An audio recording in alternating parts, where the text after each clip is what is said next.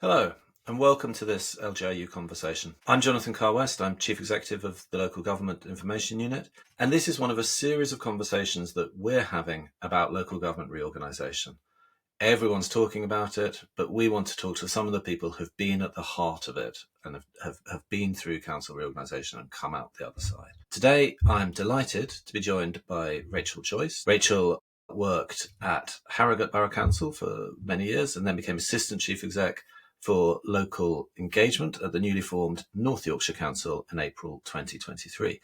She's also been through reorganisation in Durham, so she's a real veteran of these processes and has seen them up close. So, Rachel, welcome and thank you for joining us. Thanks, Jonathan. Lovely to be here. So, look, before we get into the heart of the discussion about your experience of local government reform and reorganisation, can you tell the audience a little bit about yourself and about your journey into local government? What brought you into the sector? So when I was at university, I used to do a lot of voluntary work with a homeless charity. And when I left university, I began working for them. But when I was talking to some close friends, they said to me, and I'd never considered local government, I'd never even thought about entering local government. And they said, if you really want to make a difference, one of the best ways to make a difference is to join local government and to influence policy and activity on the ground, and that way that you can truly make a difference to people's lives. And that led me to join Nottingham City Council when I was very young, around about 22, so a long time ago, as a trainee housing advisor. And that's where my local government career began. And I loved it. And I loved working in housing. I loved working with all the teams that I worked with. I worked my way through being a housing advisor. I worked in the homelessness advice and prevention. I then went on to work in revenues and benefits before joining a council in Cornwall, then Kerrier District Council, which again no longer exists. And wow, you really have been through the whole reorganisation spectrum. Everywhere I've been has eventually been reorganised. So whilst I was in Cornwall, I eventually ended up working in corporate policy, so setting up their local strategic partnership and starting to work on things like the council plan, and we had neighbourhood renewal funding and sort of corporate policy. Before moving up north, I also only ever live in really lovely places in the country, so then I moved up to North Yorkshire, joined local government in North Yorkshire as kind of corporate policy and partnership. So before then going to Durham, where I worked as an assistant chief exec for a district council within Durham. I worked on their local government reorganisation programme at Durham County Council before moving to Harrogate Borough Council as assistant chief exec about 15 years ago, and then after 4 years becoming their corporate director. So sort of varied, mainly within the sort of corporate policy functions over the last 20 years. That is one of the great things about local government, is it does provide a career in which you can get to the very nicest bits of the country and do interesting things and make a difference there. So then you end up back at North Yorkshire. You've seen reorganisation up close.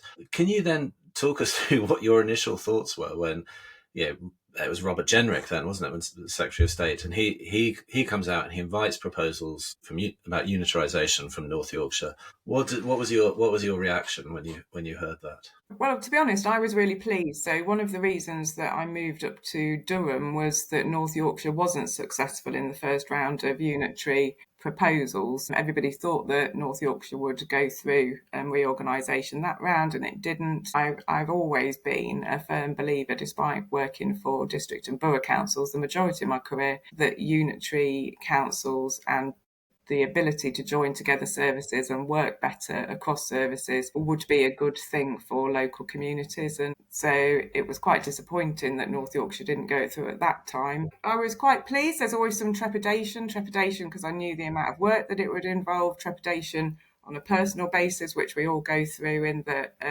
we've all got mortgages to pay and everything else. And so that personal, what does that mean for me? That's always going to be there, and that's always going to be a concern for people. And we shouldn't forget that when we're going through these big change programs. But generally excited. North Yorkshire is a challenge because it's geographically so large. So how that unitarisation would take place and what shape that would be was the challenging question, I think, of the time. And being part of Harrogate Borough Council and joining together with the other district and boroughs within North Yorkshire, kind of helping to develop that business case was the first challenge. And then obviously moving into once the decision is made, then how you take that forward was the second challenge. But yeah, I was excited. I was not put off by that. Tell us a little bit more about where you saw the advantage. I mean, that's really interesting. Having been through it, you had quite a firm view that certainly that the advantages of unitarisation outweighed any disadvantages. Can you tell us a bit more about where you see those advantages lying? So I think there's always been a level of frustration. So I've always worked in partnership in my career, and there's always a level of frustration, and there's always a level of having to get people around a table and trying to agree through different governance mechanisms to being able to actually affect change on the ground and being able to do things and to improve outcomes. And unitarisation gives the ability to bring together services from across one council who are all under a single leadership to tackle critical issues. It does work. So, it is something that I think can really make a difference. And that's not to say that district or county councils are not working well, but they've sometimes just got a slightly different way of working. And it doesn't necessarily always align around what you're trying to achieve. So I've always been a big believer. If it was me and I could have anything, I'd like all of the boundaries to be aligned so that the NHS and the police, etc., that we've all got a single footprint to be able to work for our communities and empowered to do that. And leadership and people, it just can work, I think, really well and better. And I think there's a lot of efficiencies to be gained by bringing teams together.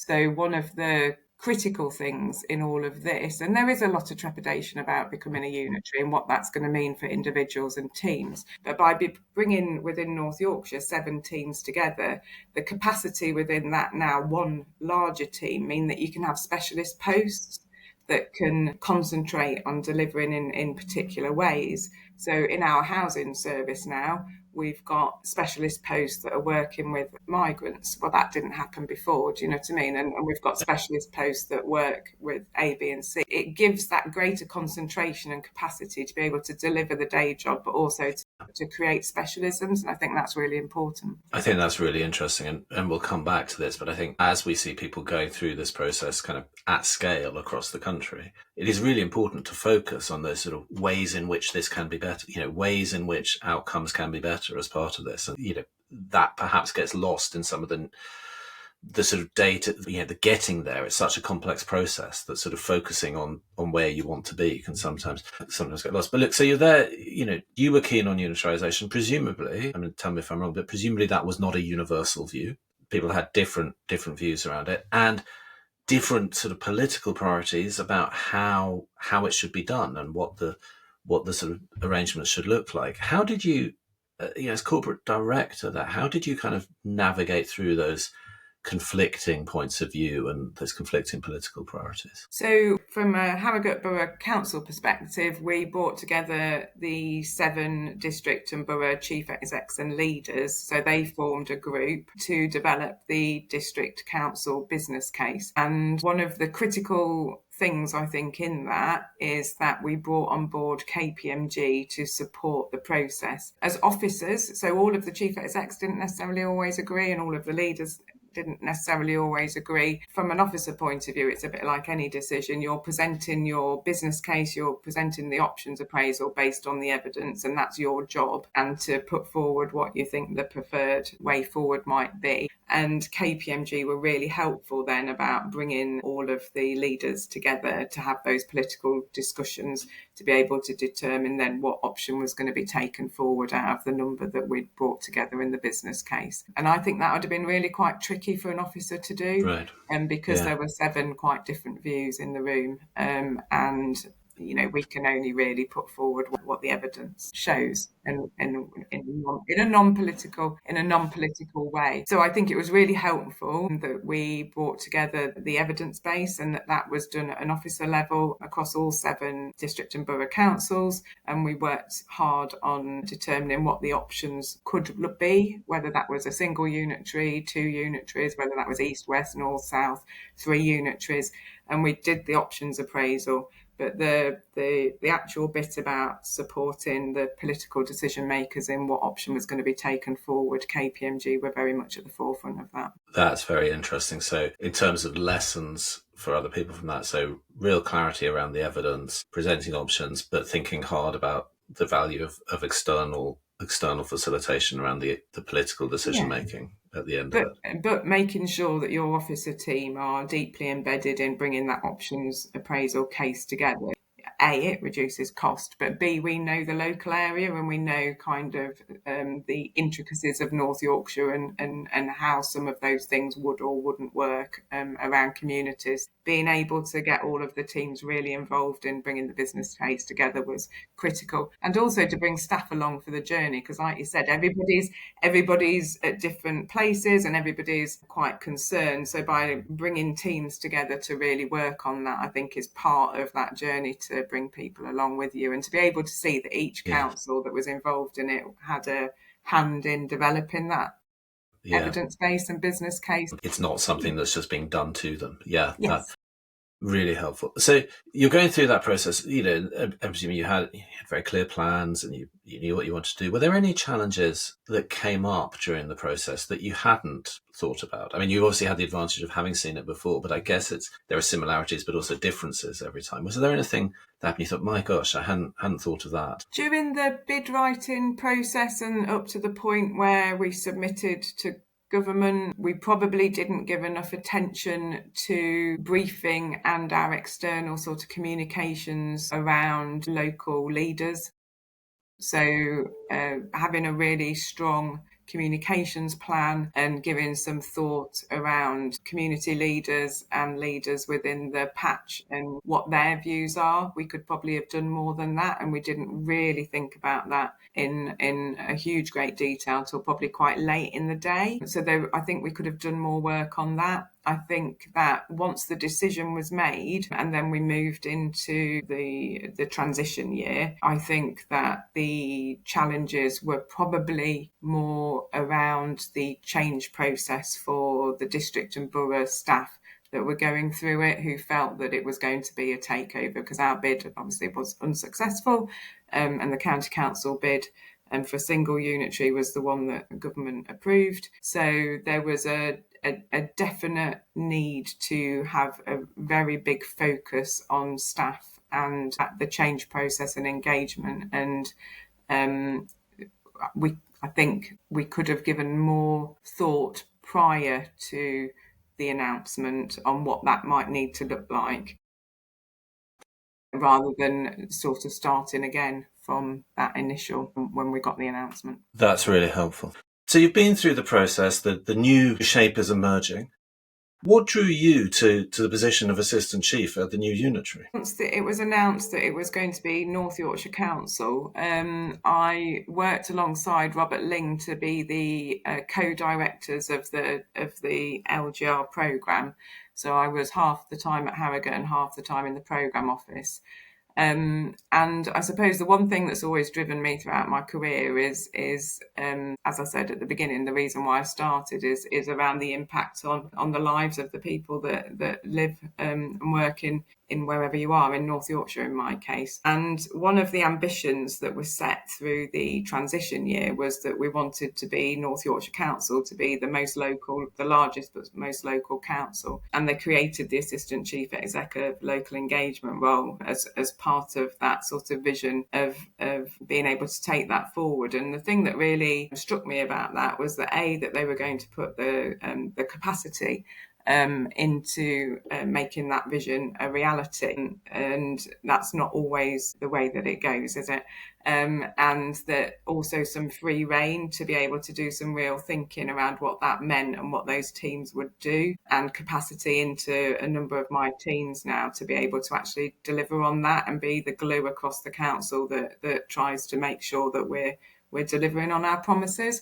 And that was really appealing to me, to work across an organisation of over 10,000 staff across all of the services, to have free rein to say, right, what is it that we can actually do now that we're one organisation to start to make a difference on the ground? How can we work differently? What do we need to do in communities? It was always, well, it will all be in Northallerton, it'll all be Northallerton centric, it will all be this, it'll all be sucked up into the centre, everything. But how can we actually make sure that we're not doing that and that we are delivering for all of our communities across the patch? And so that's what attracted me to it, Jonathan. And, I think it was a management board position, and I'd been on management boards nearly 20 years. So obviously that was appealing, to continue to be part of a management board and to be able to influence across the piece in that way. So that they were the main reasons. And can I ask you a bit more about the role there? Because I guess one of what's really interesting what you're saying is how you're sort of using the advantages of being a big organisation to actually do things very locally. And I think that's really important, because I guess one of the, without getting into the argument about size, one of the sort of points of debate and one of the sort of bits of trepidation for some people are saying, well, look, if the government wants unitaries to be sort of 500,000 people or whatever, how do you do? We're going to miss out on that sort of really local level of engagement and delivery. We won't have as many councillors. That's one of the edges of the debate and one of the fears. So, but what you're saying, I think, is that you can actually use the advantage of size to actually be more local. Could you say a bit more about that? Yeah, so we developed this, the idea about being a very local but really large council. And then we tussled throughout that transition year quite heavily with what that meant and what you could actually do and what we could commit to. So as an authority, we've committed to our locality team. So we've got our community development, stronger communities, migrant programmes, and town and parish council liaison within my area. Obviously, we've got other services such as community safety and CCTV. But what we've set ourselves up as is what I've just said. We're the glue for the council. So where we're working within communities and we see issues and things that we can tackle, we bring services together to look at that and to make a difference on the ground. And being able to bring in, when we're talking about prevention, so when we're looking at pilots within a number of areas where we're bringing in housing, we're bringing in adult social care, we're bringing in community safety, we're bringing in other partners to trial different ways of working with groups of residents to improve their outcomes for them as individuals, but for the community who see that they're causing antisocial behaviour and all of the other issues that individuals can cause in communities. So a strong focus on prevention and working across the council, a strong focus on enforcement, but with support services. So enforcement is something, when I worked at the Borough Council, that we struggled with because we didn't have capacity to do a lot of enforcement. So now we have got a stronger focus on enforcement, but not enforcement on its own. So again, we bring the ability to bring staff in from other services to be able to work with individuals. So we're not just enforcing, we're actually also supporting. So just before Christmas, we had a number of rough sleepers in North Bay and Scarborough in tents. So we had 14 tent encampment set up in Scarborough North Bay, and individual services were engaged with the individuals, and obviously the community weren't keen on the encampment. And by bringing all of the services together, we drew up a new policy for how to work. And within 3 weeks, all of those 13 of the 14 had entered into housing, and only one enforcement needed to go to court. So it's just that ability to draw from services, and again, services having more capacity to do additionality from what sometimes their BAU is. And that's really interesting because it's what you're saying is that it's not a zero-sum game where you either do size and efficiency and capacity or you do local delivery. You can do both of those things, and indeed, but you do, Jonathan, need to invest in it, and I think that's what attracted me in North Yorkshire. So we've invested in our communities and localities team to be able to bring that together and to bring that to life. So we've committed to 30 community partnerships. We've committed to do town investment plans, 30 town investment plans. We've now got a small team that do town and parish council liaison and working with town and parish councils. We've got a double devolution programme looking at devolving services and assets to local town and parish councils or community groups. We've got a big programme of work, and we're working heavily with adult social care on a prevention pilot. But you've got to invest in some staff that are outside of the BAU that can go in and bring that together and make that work. And we're very lucky that within North Yorkshire we've invested in that sort of team. So you have to be intentional about it, you have to invest in it, you have to back it up, you have to give it the time to work. Do you think that in a way, I mean, I think you sort of alluded to this, that the very size of North Yorkshire geographically forced you to think about that because it's such a, I mean, it was, I think it still is, but the largest unitary by area. Yeah, it's massive. It's huge, yeah. And so you kind of had that was forefront in your mind because you had to think about that because of the geography. But I think that's a really useful lesson that we can draw across for everyone, even in smaller places, that you need to be thinking about how you maintain scale and capacity and local delivery at the same time. Yeah, because communities identify at their level, don't they? Communities don't, Skipton doesn't see itself as having anything to do with Scarborough or Whitby. Do you know what I mean? Hundreds of miles. It's massive. Being able to tailor and to think about your local communities and being visible and being out there and being able to show that you're putting in work within that areas, I think is really important. But you can flex to the need in the areas. That's the other thing. So we have been able to look at the whole of North Yorkshire, and so within my localities teams, we don't have the same amount of people in each place. Do you know what I mean? It's flex depending on what's happening and what you need to do. But I think it's really important that you have a very locality focus. And we've got things such as, so we've got local area teams. So one of the things that we didn't want to do when we reorganised, because one of the benefits is the economies of scale. So you can't argue with that. So one of the things that we tussled with for some time was, do you restructure your teams around localities so that we've got the same sort of locality structures per team, or do you utilise the economies of scale and do locality working in a different way? And it'd be much easier if we'd gone down the we'll restructure everybody around these various localities. Well, it'd be much easier for me. But that wasn't the right way of doing it, because actually we want to bring out those efficiencies of economies of scale to be able to put back into services. So we've created virtual local area teams. So all of the services that work in each of the areas that we've identified is now part of a virtual network. And we come together in person every 3 months to talk about the issues in an area and where we can align ourselves and how we can support each other if there are tricky issues.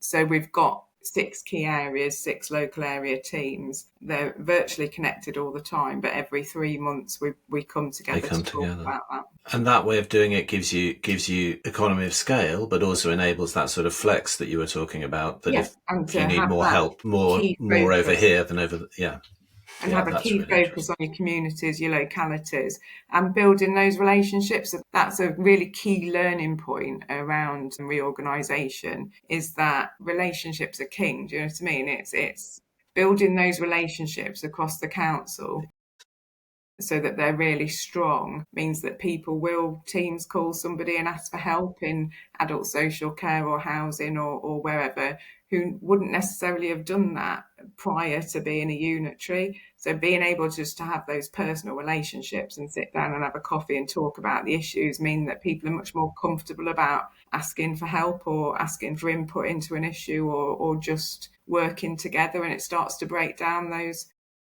boundaries. In a new organization, how do you go? Because often those relationships are the product of some long histories. And how, in a new organization, how do you kind of turbo boost that relationship or speed up that relationship forming? So we started doing that through the transition year, so prior to us becoming North Yorkshire Council. So one of the key things that we did as a programme office when we set up the local government reorganisation programme was that we determined all of the work streams, and I think we had around about 11 work streams, which seemed quite a lot at the time. And we essentially brought together, we just invited staff that worked in those areas to come to an initial kick-off workshop, to meet each other, to talk about reorganisation, to start to talk about what was going to need to be done for vesting day and beyond, but really to start them on the journey and for them to make connections and to start speaking to each other and having those conversations. And then as those work streams progressed, obviously there was a smaller project team developed, but we did keep running bigger events to bring people together. It is more difficult when from vesting day, because there's lots of changes, lots of job title changes, lots of people from districts and boroughs are landing in teams. The restructures haven't happened, so you have a landing place, and that might not necessarily be where you're going to end up. Do you know what I mean? Anything where you're bringing people together, anything where you're encouraging interaction, building relationships, lots of in-person stuff we did, really trying to engage people with coming on board, lots of webinars, lots of meet and greets, lots of things like that. But yeah, it is a tricky first year, because you always knew that you were going to talk to Alan in planning, and Alan's suddenly not there, and because he's doing a different job. So there is a lot of that, that happens. There's huge amounts of learning there for people who are about to go through this journey. I guess if you could distill one or two key pieces of advice you would give people who are setting off on this journey, I guess one or two things that they really must do, and maybe a couple of things they should try and avoid. So with my district borough hat on, I would say to all district and borough staff to put yourself forward for work streams, for projects, to not feel that you shouldn't, to go and do it, to talk to your chief exec, to your manager, and to put yourself forward, put your hand up, and get involved in shaping it from the very beginning, because we all go to work, we've all been in, where you're frustrated with how you do things and processes, and this is a time for being able to take a step back and design a new service and design what you need to do. It's also a time, I think, for people to shine. So loads of people shone in these projects and work streams from the district and borough councils. And that was really amazing and lovely to see. And they've gone on to do really, really well. The second thing would be that it's a marathon, not a sprint. So my key learning point, if I could do it all again, was that we'd set out the safe and legal on day one. Then there would be a period of a couple of years of convergence and then moving into transformation. I think where we could have been smarter and better as a programme office would have been to keep some capacity to one side, to do some more of that transformational thinking alongside the work that we were doing on safe and legal prior to day one. But it was sort of everybody's heads down, trying to get over the line for the first of 8. I think that's a really important message to magnify, isn't it? To have, and we've heard this from other people as well, you have to be safe and legal on day one, but actually you've got to have people thinking about day 2, week 2, month 2, year 2, and how do you get that sort of...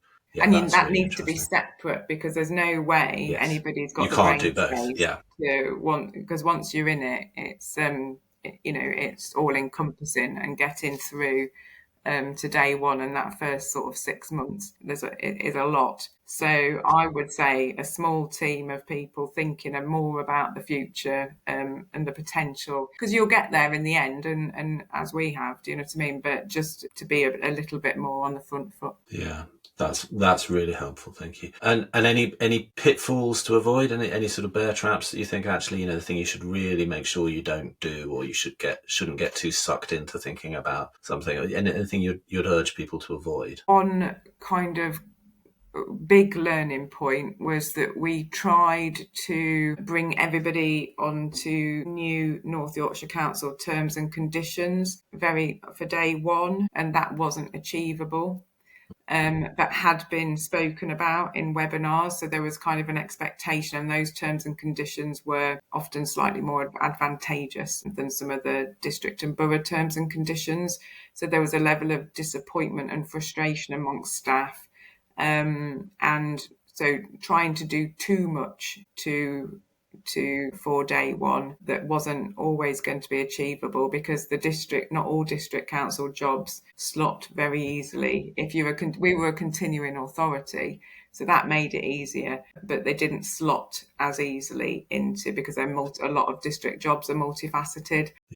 So it ended up not being possible to get everybody onto the new North Yorkshire Council terms and conditions. And so that caused a level of angst and frustration among district and borough council colleagues. Yeah. So I guess that's partly about expectation management and communications, but also partly about being really strategic about what do you actually have to have on day one, and what can you actually come back to and deal with over the subsequent weeks and months. And it's better to, I'm going to get this wrong the wrong way around, not over promise and under deliver, because then you're setting expectation too high. Yeah, promise less, deliver more. Nobody would have expected to be on new terms and conditions on day one if we'd just stupid everybody over and done it that way. So that was probably the one thing that didn't go as well as planned. Some things that did go really well, though, that I would suggest to everybody, is that we onboarded all of the district and boroughs into the payroll system way prior to April. So from sort of October, we brought the districts into the new payroll system, because I think the critical thing, Jonathan, is that everyone got paid. Yes, people do. I find like to get paid. I know we all love local government, but if I could say to anybody, bring everybody onto a single payroll system prior, at least by the February, so that you know that whatever happens, everybody's going to get paid, and the rest of it's fine. That's very helpful. Okay, so just to sort of finish off, and you've sort of alluded to this earlier, I think, as well, but we're going through this process. The government has big ambitions about sort of reorganising the whole of two-tier local government, about getting mayors across the country with devolution, mayoral strategic authorities. That's a lot of change, but I guess one of the risks is that we do a change process and then stop. But actually, there's so much more we could do. If you had a magic wand, you could just wave it. And what's one thing that you would change about local government, or the local government system as a whole, or the public sector, the public services ecosystem? I guess if you were sort of in charge of everything. If I was in charge, I often think about this, Jonathan. So I think we'd all say, wouldn't we, that if we had a blank sheet of paper, we wouldn't design the public sector how it currently is. I think that you would design it so that public sector organisations had more coterminosity of boundary, so that the focus was on a locality, unitarisation across the piece, and flexibility within our funding regimes that allowed more empowerment at a local area. So I would get rid of the majority of ring fencing. And I think that particularly with relationships with the NHS, who have been reorganised even more so than local government over many years, I think really enabling an empowerment of local NHS leaders to be able to work better with partners at a local level to affect change. Yeah, that's really helpful. Not much really, just like completely just these tiny little, just completely changing the No, well, I did say it was a magic wand, not a wand, yeah. No, that's really interesting. And a lot of those things that we've called for at LGRU, particularly around the way in which local government is funded. But I think that point about coterminosity and flexibility and wrapping ourselves around place rather than around institutional organisations kind of silos. and institutions, yeah. And that's been the focus, because that's in the end why we're all here, isn't it? We're public servants, and we're delivering to place and community. So, and there's yeah, only one public. The public are all the same. They're the same people who need we tie health ourselves in and, organisational knots and governance, and I think there's more empowerment to really deliver at a local level and being very much based around place. We're so say all of us. We're definitely on that page as well. Rachel, I'm really, really grateful, because I think that's a really fascinating story, but also there's loads of chunks of really practical advice in there for all the people in our network who are setting off on this journey with a variety of emotions, from excitement to trepidation and everything between, and sometimes all of those all at once. So I think there's a huge amount in there that people can take away and really learn from. So thank you very much, Rachel Joyce from Lovely to North see you. Yorkshire. Thank you.